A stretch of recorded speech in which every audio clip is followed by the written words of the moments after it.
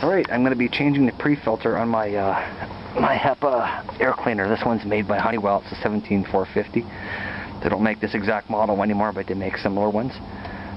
The reason I'm going to do this outside is because if you do it indoors, you're going to release a massive amount of particles back into your air, and you don't want to do that. Okay, for this one I just have to unscrew this thing. And I take this cover off. And first, this particular unit has a gas and odor absorbing cartridge called a CPZ filter, made of carbon. It's in the center. I'm going to be replacing that too. So it's garbage. And just by pulling this filter out here, you want to do this on a day it's not too windy, because you're going to release a lot of dirt into the air or be downwind from it. Very carefully pull it out. Just by doing this, you're going to be releasing a lot of particles, so you never want to do this indoors. Okay, so there's the dirty filter. This is after 1 year, and that's actually not too bad. I've seen a lot worse. I have a whole bunch of air cleaners going, and that's why it's not that bad. But usually I don't wait until they get that bad. I go a year at the most. So I'm going to carefully take this carbon pre-filter off and try not to get any of it in my face. Okay, after changing the pre-filter outside, I'm going to clean up this air cleaner a little bit. Part of my maintenance to it. First thing, I've already done it, but I vacuum out this filter. Just very gently, kind of like this.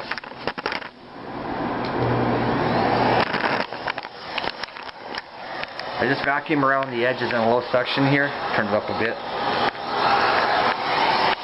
I get all the edges, and then I basically just go like this around the pleating, very gently, like that. Very gently. And the most important thing with that is don't do that unless you have a good vacuum, like this one here.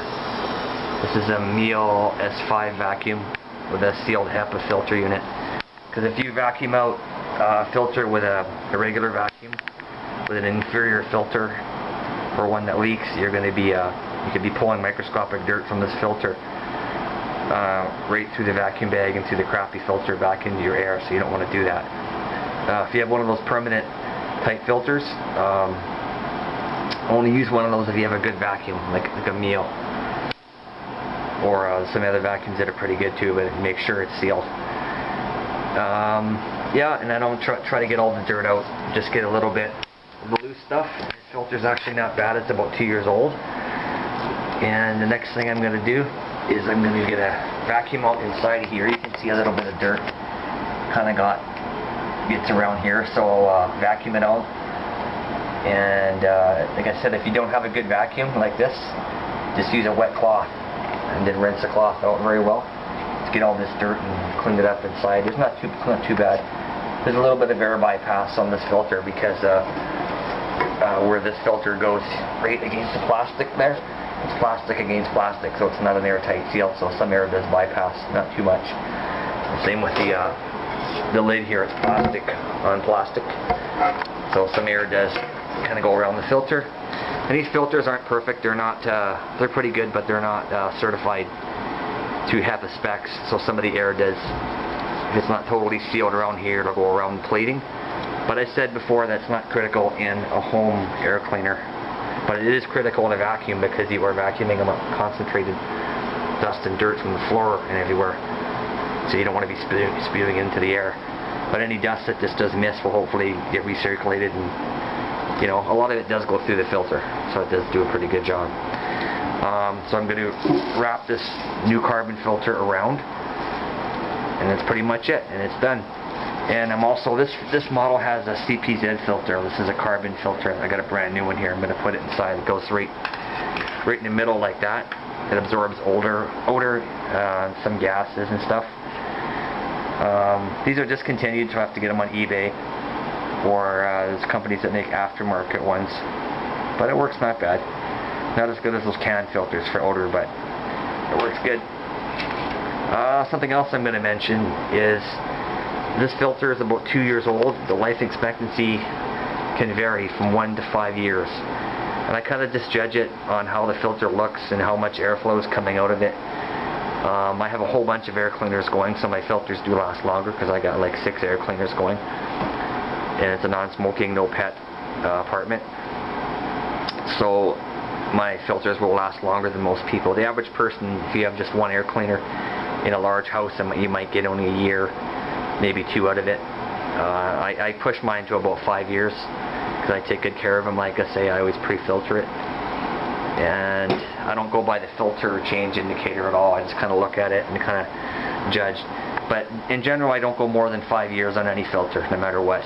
So after 5 years or so, I change it, whether it needs it or not.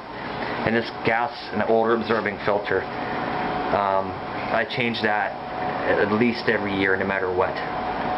Like, it says every 6 months on the box, but I sometimes go a year, but no more than that, because what will happen with gas and odor absorbing carbon cartridges is they can, like a sponge, they can only absorb so much, and after they've absorbed kind of what they can, they'll start basically giving off that gas or odor. So you want to change these, you know, 6 months to a year maximum. Even 6 months I should be doing. It's not like a HEPA filter, which slowly gets clogged, and as it gets clogged, it actually gets more efficient, so it actually traps more particles, but then there's less and less airflow and more air resistance. More air resistance, that means that motor has to start working harder, and it's putting out less air. Like a HEPA filter is not one of those things that you can use till it's 100% done. Like, you can't use this filter until it's 100% clogged. Probably somewhere around when it gets to, like, you know, 70%, 80% clogged, it's time to throw it out. But it's maintained my filters pretty well, maintained my air cleaners well, and it makes them last longer and does great things for the air. I hope these tips have helped you. Like I said, the most important thing is take these things outside to change them. Even now, you have to handle a HEPA filter very carefully, because trapped in this thing would be billions of microscopic things that I can't see. Even though it looks clean, if I were to drop this or handle it rough, it would release a lot of, you know, potential pollutants back into my air, and that's not what you want to do. It's not why you have an air cleaner. And I've seen people vacuum out the carbon-free filters with a shop vac or something, and that is the worst thing in the world that you can do, because most of that big stuff will get trapped that you can see, but it's the microscopic stuff which is actually the most harmful for your lungs and the hardest for filters to trap. But main thing is take the thing outside like I did, and change your filters when you're supposed to. Like I said, it doesn't always go according to what the manufacturer recommends or what the light comes on there. I just kind of judge for myself. And one last thing, when I feel this filter is getting near the end of its life, probably I don't go more than 5 years ever, on its last filter change, on the last filter change for the pre-filter here, I got a year out of it. As you've seen outside, I got about a year out of it. Most people would not get that long if you have just one air cleaner. You probably get every 3 months. But I got about a year out of the pre-filter. So my last year of using this filter, I'll probably use one more pre-filter on this one, and then after that I won't bother with a pre-filter. Like on the last cycle of using this filter, when it gets dirty again, I'll take it off and I won't bother with a pre-filter for its last year there, and I'll just load it right up with dirt as is and carefully take it outside and throw it out, because on its last round there is no point using the pre-filter. You're just wasting your money on a pre-filter when you're using your last round before you throw it out. So I hope these tips help, and if you have any questions or comments or advice for me, just let me know.